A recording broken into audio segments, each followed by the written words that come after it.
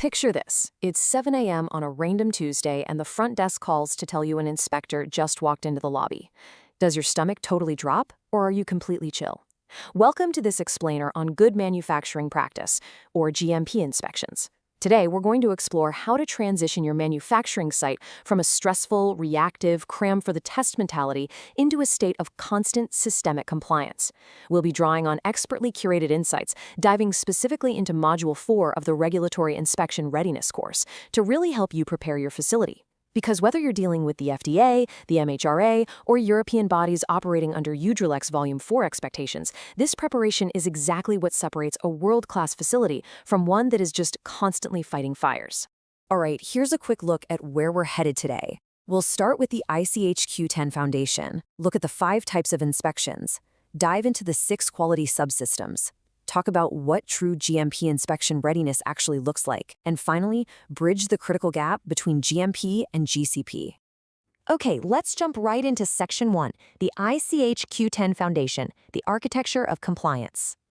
So a lot of sites view compliance as just, checking off arbitrary boxes against regulations like 21 CFR or the EU GMP guidelines.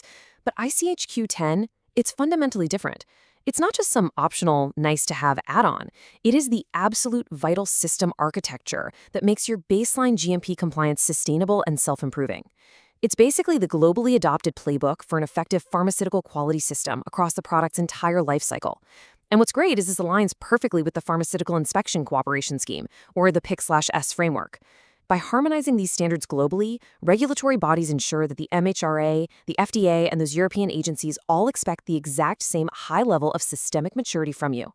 When an inspector walks into your facility, they are literally benchmarking your operations against the maturity of this very system. And honestly, these 3 core objectives are exactly what those inspectors are evaluating. First up, achieve product realization. Basically, do you have validated processes that consistently make the right quality product? Second, establish and maintain a state of control. Think of it this way. It means spotting a tiny temperature drift in your HVAC system and fixing it before it ruins a batch, rather than just panicking over a critical alarm when the damage is already done. And third, facilitate continual improvement.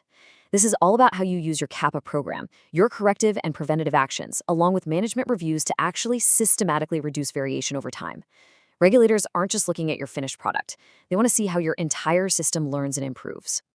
We really need to understand the stakes here, guys, because over 40% of FDA warning letters cite quality system failures as a contributing factor. And guess what the #1 cited finding is? CAPA inadequacy. It's true.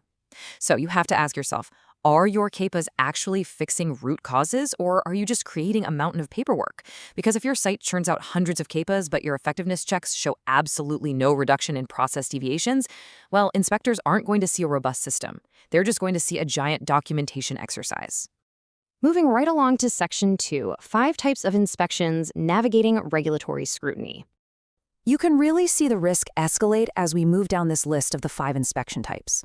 At the baseline, you've got your standard routine inspections covering multiple subsystems, and concise inspections, which are shorter and super tightly focused. But then things get serious. Follow-up inspections are where they come back to verify if you actually implemented the CAPAs you promised after a previous warning letter. If you haven't, your regulatory credibility is pretty much toast. Then there are special inspections. These are usually zero notice, triggered by major red flags like a product recall or a whistleblower report.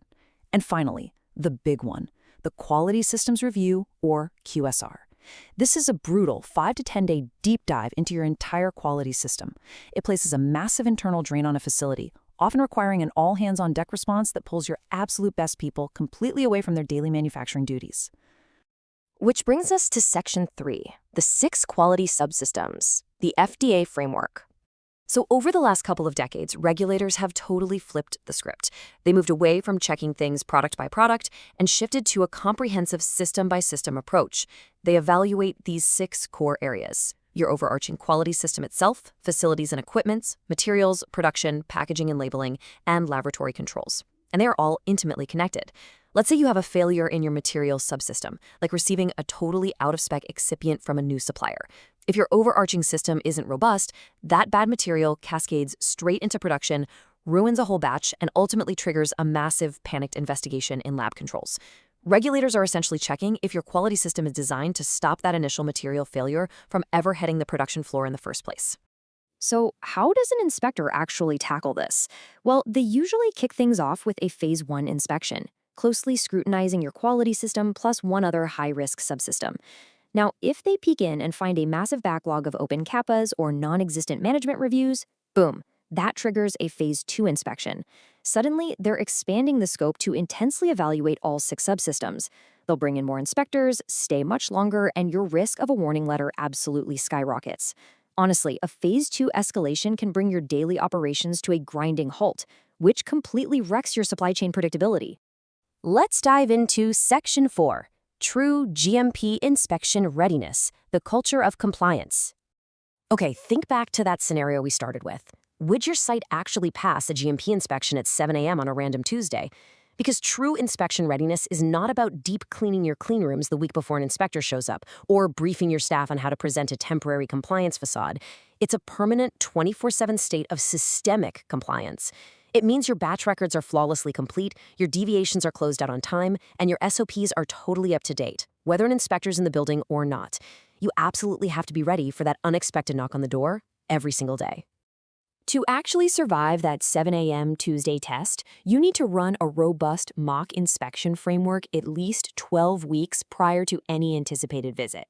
You design the scope to mirror that FDA 6 subsystem framework, bring in internal or external experts to run it, and then critically debrief. And during that debrief, you must classify your findings strictly against Uterlex Volume 4 expectations. Here is how that ladder works. A critical finding means you've produced a product harmful to human health, or you're at a critical risk of doing so.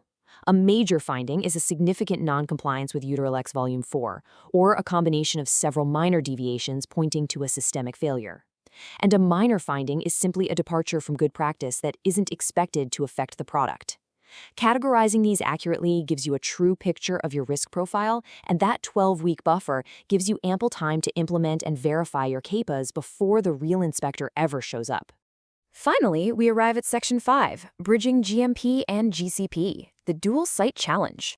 Now, if your site manufactures investigational medicinal products, or IMPs, and also runs clinical trials, wow, your preparation just got exponentially more complex. The stakes change dramatically here because you are manufacturing unapproved drugs for vulnerable trial subjects. It's literally two distinct regulatory worlds colliding.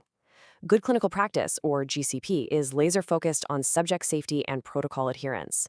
Meanwhile, GMP is all about process validation and precise batch records. Blending GMP quality with GCP safety protocols is absolutely crucial.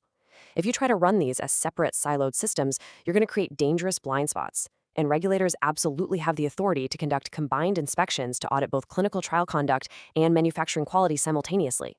If an inspector does show up at a dual-function site, the single most critical area you need to harmonize is your drug accountability. This is the bridge. Your dispensing records can't just satisfy clinical tracking. They have to perfectly match precise GMP batch standards. And it's the qualified person, or QP, who sits right on that bridge, legally certifying the batch release for the clinical trial. A failure here, like a tiny gap in reconciliation, isn't just an annoying audit finding.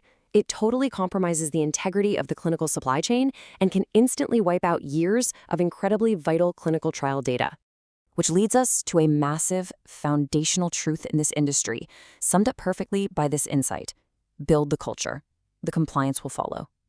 Listen, you can buy the fanciest CAPA tracking software on the market, and you can write beautifully detailed SOPs. But a flawless program means absolutely nothing if your operators view quality merely as a bureaucratic documentation chore.